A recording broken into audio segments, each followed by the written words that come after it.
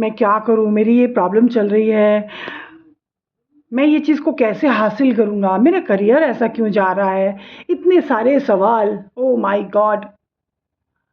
अब मैं आपसे एक सवाल पूछूं, सूरज अपने समय पे क्यों निकलता है और कैसे निकलता है? कौन निकालता है उसको? कोई अलार्म सेट है क्या? चाँद भी अपने समय पे आ जाता है। हमारा दिल अपने समय पे धड़कता रहता है। हम साँस लेके साँस छोड़ते हैं और ये पूरा दिन हम करते रहते हैं। कौन करता है ये? हमारा शरीर अपने सारे अंग समय-समय पे अपने सारे अंग, जिस अंग को जो काम मिला है वो अपने आप वो काम करते रहते हैं। हमारा दिमाग सोचता रहता है कि हमें क्या करना है, क्या नहीं। कौन उनको ये गाइडेंस देता है?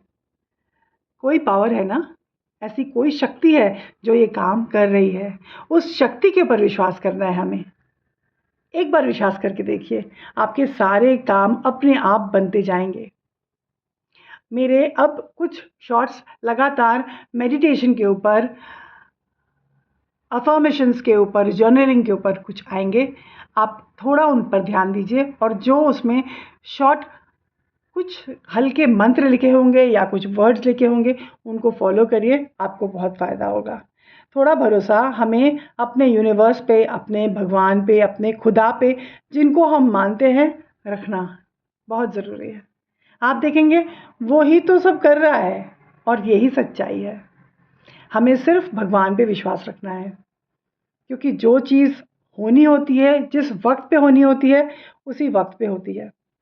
कई बार हम अपनी लाइफ़ में बहुत स्ट्रगल कर रहे होते हैं और हम सोचते रहते हैं, कब तक और कब तक?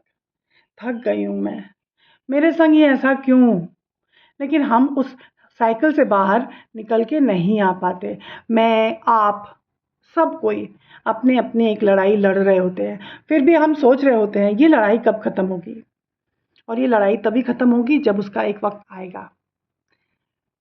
नो वंडर हम कितने बार सोचते रहे, कब ये लड़ाई ख़त्म होगी? मैं इसके लिए क्या कर सकती हूँ? मैं कुछ कर क्यों नहीं रही हूँ?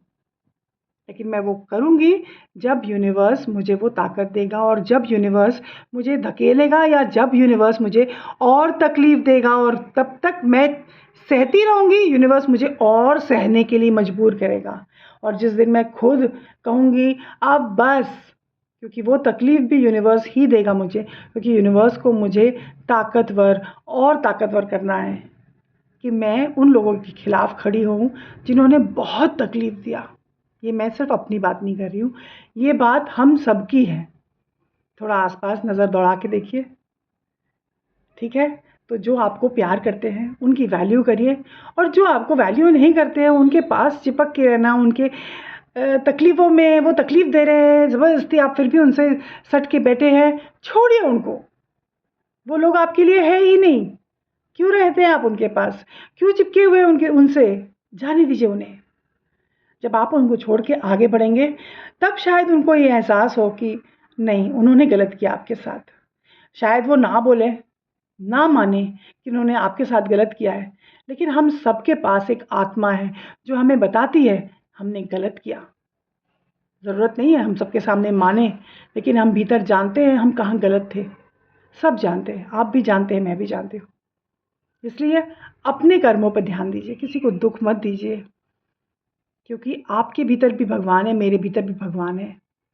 और हम जब किसी को दुःख देते हैं, तो उसके सामने वाले के अंदर का भगवान भी हमें आह दे रहा होता है। हज़ार कुछ करिए, किसी की आह मत लीजिए।